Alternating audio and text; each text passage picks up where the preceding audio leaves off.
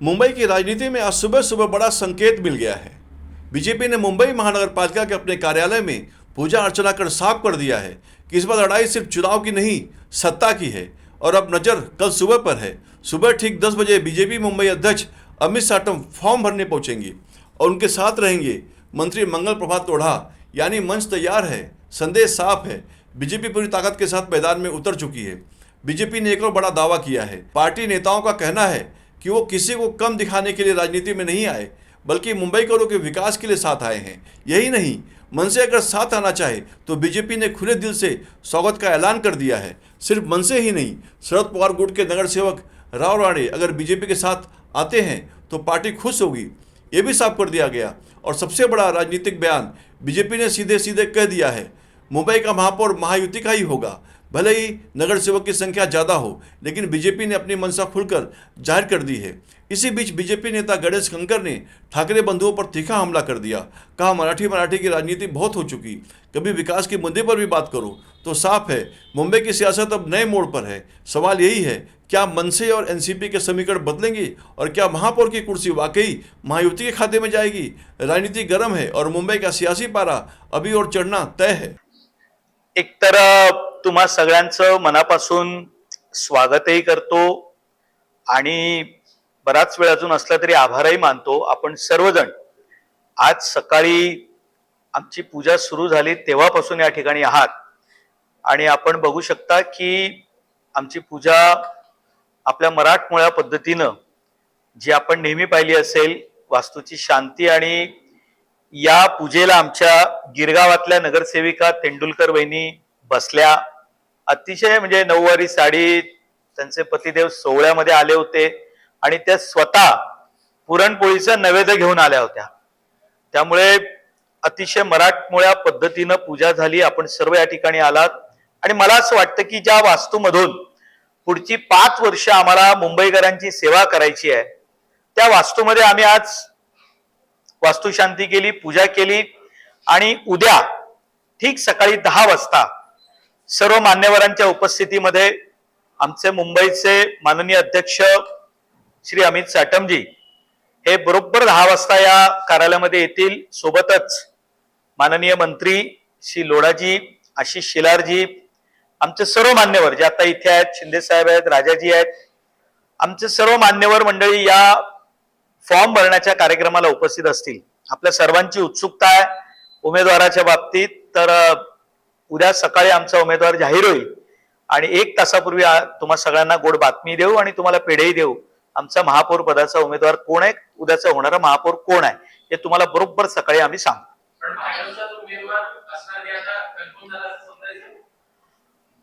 बघा, राजकारणात शक्यता अशक्यता या सगळ्या असतात, परंतु काही शक्यता गृहीत धरून चालायचं असतं आणि तुम्ही सगळे मीडियाचे मित्र आहात। ज्या शक्यता तुम्ही गृहीत धरल्यात त्या आम्ही धरलेल्या आहेत आणि संख्याबळाच्या आधारावर महापौर आमचा होईल अशी आमची अपेक्षा आहे आणि ती पूर्ण होईल असं आम्ही पूर्ण खात्री बाळगतो।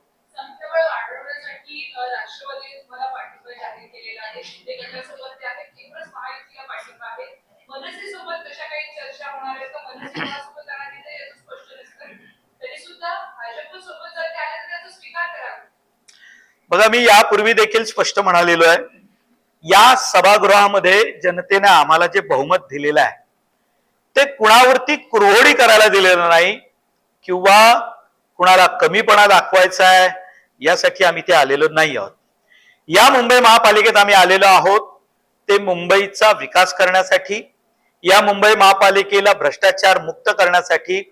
देशाचे पंतप्रधान आदरणीय श्री नरेंद्र मोदीजी यांनी जो विकासाचा गाडा पुढे सुरुवात केली आणि महाराष्ट्राचे मुख्यमंत्री आदरणीय देवेंद्र फडणवीस जी, आमचे उपमुख्यमंत्री एकनाथजी शिंदे, सुनेत्राताई आता उपमुख्यमंत्री झाल्यात, यांच्या मनात जो काही विकासाचा वारू जो सुरू आहे तो आम्हाला पुढे न्यायचा आहे। त्यामुळे तुम्ही जो प्रश्न विचारलात की कोण आमच्या सोबत येणार, तर या विकासासाठी ज्याला आमच्या सोबत यायचंय त्याचं आम्ही मोकळ्या मनानं स्वागत करायला तयार आहोत। आम्ही नकारात्मक राजकारण करणार नाही। रोज उठून काहीतरी एक नकारात्मक नॅरेटिव्ह सेट करायचा, दिवस त्याच्यावरती घालवायचा, मला असं वाटतं मुंबईकर याला आता कंटाळलाय। मुंबईकरांना त्यांच्या जीवनामध्ये आता बदल हवाय आणि तो बदल करण्यासाठी आम्ही इथे आलेलो आहोत। अतिशय मोकळ्या मनानं ज्याला आमच्या सोबत यायचंय त्याच्या स्वागतासाठी आम्ही तयार आहोत, आम्ही ओपन आहोत.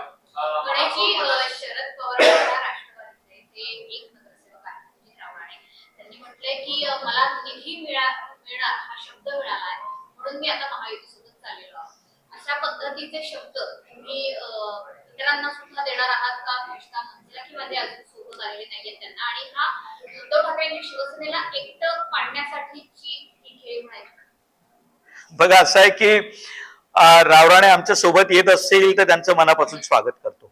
आता त्यांनी शब्द कोणी दिलाय हे अजून माझ्यापर्यंत आलेला नाही, पण ठीक आहे, ते आमच्या सोबत येत आहेत या मुद्द्यावरती तर मी खुश आहे आणि त्यांचं स्वागतही करतो.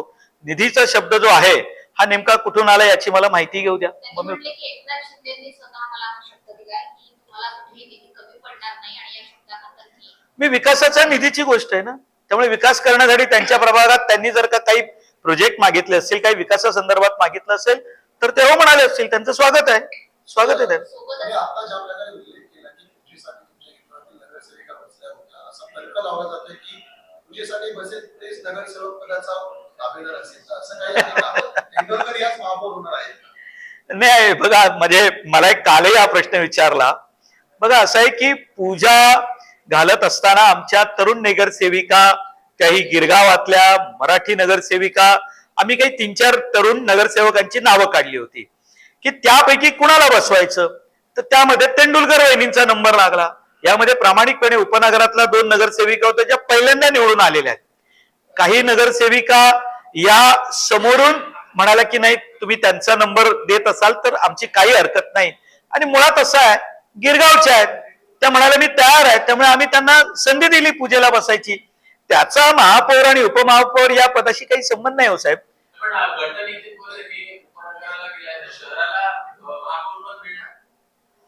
आता तुम्ही तर्क लावणार असाल तर तुमच्या तर्कामध्ये पत्रकारांच्या मी मध्ये येणार नाही, कारण मी तुम्हाला मगाशीच म्हणालो उद्या सकाळी 9 वाजेपर्यंत तर वाट बघा. तुम्हाला उद्या सकाळी 9 वाजता मीच पेढे देईन बा आमचा कोण महापौर ठरलाय.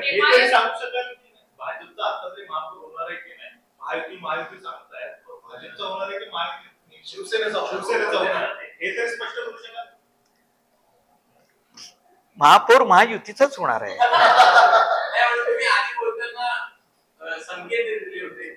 बघा, असं आहे की संख्या, आमची इच्छा आहे ना, संख्याबळ ज्याचं जास्त त्याचा महापौर व्हावा हा एक संकेत आहे.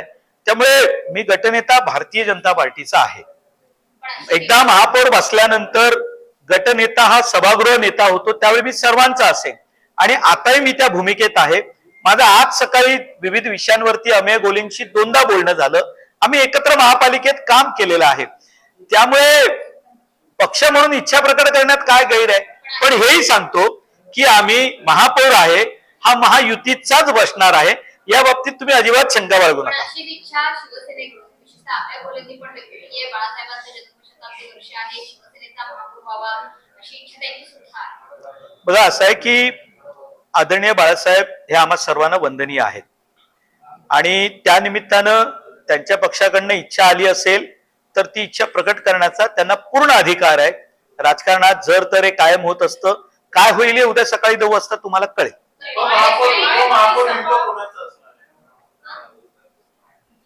एमआयएम आणि सपा या 2 पक्षांच्या बाबतीत अजून कोणत्याही राजकीय पक्षानं आपली भूमिका व्यक्त केली नाही किंवा त्यांना सोबत घेणार, जर ते सोबत आले तर त्यांना यथोचित सन्मान तुम्ही देणार का?